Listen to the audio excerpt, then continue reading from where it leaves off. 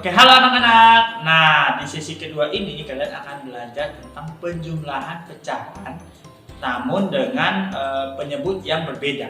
Ya, kalau tadi kalian di sesi 1 kalian sudah belajar tentang penjumlahan pecahan juga, namun dengan penyebut yang sama. Nah, sekarang kita akan belajar tentang penjumlahan pecahan dengan penyebut yang berbeda. Oke, jadi simak baik-baik video berikut ya. Oke, nah sekarang di pertemuan kali ini, di sesi yang kedua ini, kita akan belajar tentang penjumlahan pecahan, namun dengan penyebut yang berbeda. Ya, nah penyebut yang berbeda maksudnya apa sih Pak? Nah, Pak akan jelaskan ya.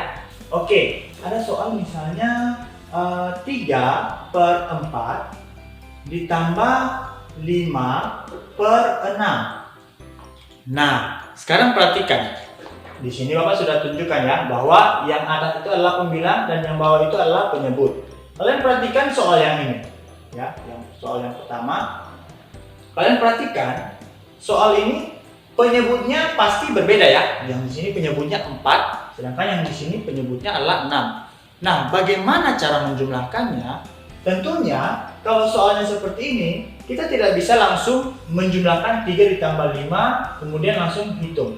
Ya, tidak bisa. Kita harus menyamakan penyebutnya dulu. Bagaimana caranya? Nah, caranya adalah kita mencari KPK dari 4 dan 6.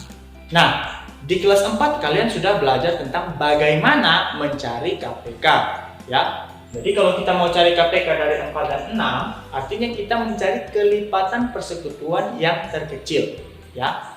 Nah, coba kita cari kelipatan persekutuan terkecil dari 4 dan 6 ya. Nah, menentukan KPK kan seperti ini ya. Kita coba tentukan KPK-nya ya. Kalau 4, maka kita buat pohon faktor ya, pohon faktor. Nah, 4 dibagi 2 kemudian sama dengan 2. 4 dibagi 2 kan sama dengan 2 ya. Jadi di sini hasilnya adalah 2 dikali 2 atau sama dengan 2 pangkat 2. Oke. Nah, yang 4 sudah dapat ya, yaitu 2 pangkat 2. Kemudian yang 6. Kita buat pohon faktornya. 6 dibagi 2 sama dengan 3. Apakah 3 bisa dibagi lagi?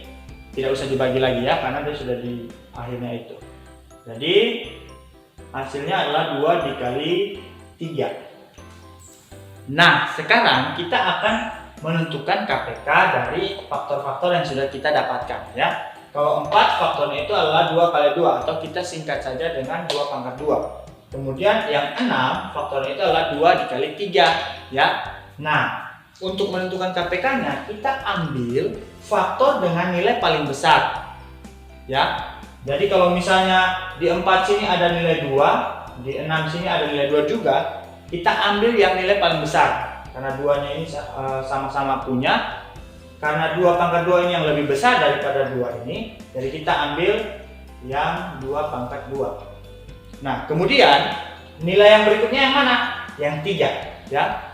3 di sini karena dia sendiri, jadi dia pasti yang paling tinggi ya. Jadi kita langsung kali dengan 3 ya.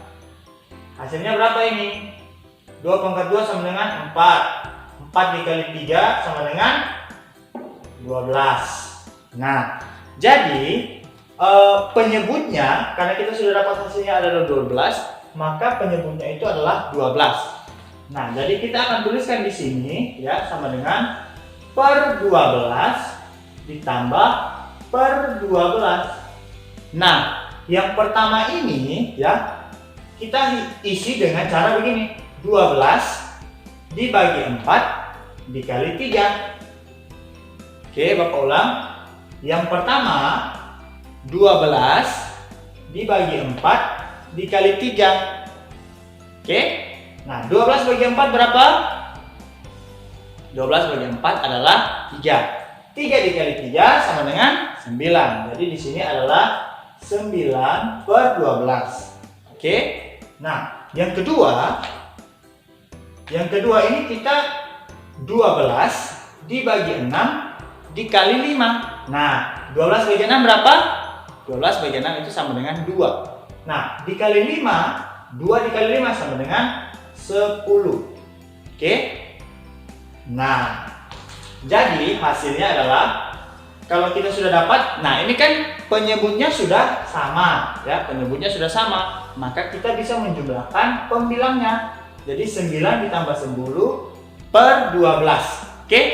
Nah, jadi di sini 9 ditambah 10 per 12 sama dengan 19 per 12. Nah, jadi begitu cara mengerjakan penjumlahan pecahan dengan penyebut yang berbeda. Itu untuk soal yang pertama. Nah, sekarang Bapak akan contohkan soal yang kedua ya. Jadi tolong perhatikan supaya kita bisa lebih paham bagaimana cara menjumlahkan pecahan dengan penyebut yang berbeda. Oke, nah soal nomor 2 misalnya ada soal seperti ini. 1/3 ya ditambah 2/6. Nah, ini adalah soal dengan penyebut yang berbeda ya. Jadi kita coba cari tahu kira-kira berapakah hasil dari penjumlahan pecahan tersebut. Nah, seperti yang Bapak sudah contohkan tadi bahwa kita akan mencari menggunakan cara mencari KPK dari kedua penyebut dari pecahan ini ya. Nah, jadi kita cari KPK-nya. Nah, pertama kita cari faktor dari kedua angka ini. Nah, pertama dari angka yang 3 ya. Kita cari faktornya. Nah, karena 3 ini bilangan prima, maka dia tidak perlu dicari faktornya karena pasti 3 pasti dibagi 1 hasilnya 3. Jadi pasti 1 kali 3 ya. Nah, jadi paling nanti kita ambil angka 3 saja untuk yang penyebut yang 3 ini. Jadi faktornya adalah 3, yang satunya tidak perlu. Kemudian bagaimana dengan yang 6? Nah, 6 ini seperti soal nomor 1 tadi ya. Kita bagi 2 dulu ya. Kita bagi 2 hasilnya 3. Apakah 3 bisa dibagi lagi? Seperti yang ini, maka kita ambil angka 3-nya saja. Oke. Jadi yang 6 faktornya itu adalah 2 dikali 3. Sedangkan yang 3 faktornya adalah 3. Nah, bagaimana kita menentukan KPK dari kedua angka ini? Nah, caranya kita mengambil faktor dengan nilai terbesar. Nah, jika kedua faktor dari masing-masing angka ini punya angka yang sama, maka kita pilih salah satu angkanya saja. Nah, kita ambil KPK-nya ya. Jadi KPK, oke maaf ya, hapus dulu.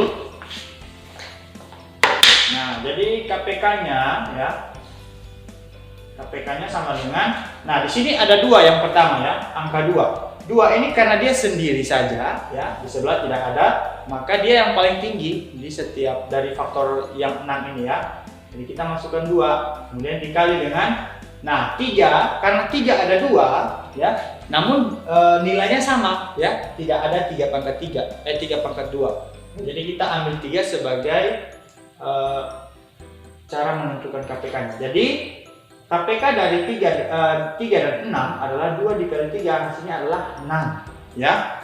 Nah, jadi penyebut dari kedua pecahan ini adalah, kita tulis di sini per 6 ditambah per 6. Nah, bagaimana dengan pembilangnya Pak? Nah, caranya adalah seperti yang nomor 1 tadi, 6 dibagi 3 dikali 1 ya. Jadi 6 dibagi 3 dikali 1. Itu untuk pembilang yang pecahan pertama ya. Jadi 6 dibagi 3 berapa? 2 ya. 2 dikali 1 sama dengan 2. Berarti di sini kita taruh 2 ya. Nah, sekarang pecahan yang kedua. Pecahan yang kedua, 6 dibagi 6 dikali 2. Nah, jadi 6 dibagi 6 dikali 2. Nah, hasilnya berapa? 6 dibagi 6 sama dengan 1. 1 dikali 2 sama dengan 2. Jadi di sini adalah tetap 2/6 ya. Jadi sama ya, 2/6 tambah 2/6. Penyebutnya sudah sama. Jadi kita bisa langsung jumlahkan pembilangnya. Tinggal kita tuliskan 2 ditambah 2 per 6 sama dengan 4/6. Oke, jadi begitu cara untuk menentukan hasil dari penjumlahan pecahan dengan penyebut yang berbeda ya. Jadi seperti itu caranya. Nah, jadi silakan nanti kalian bisa mengerjakan soal yang akan Bapak berikan untuk latihan di sesi kedua ini. Jadi silakan cek nanti di virtual class-nya supaya bisa mengerjakan soalnya ya. Nah, semangat mengerjakan anak-anak.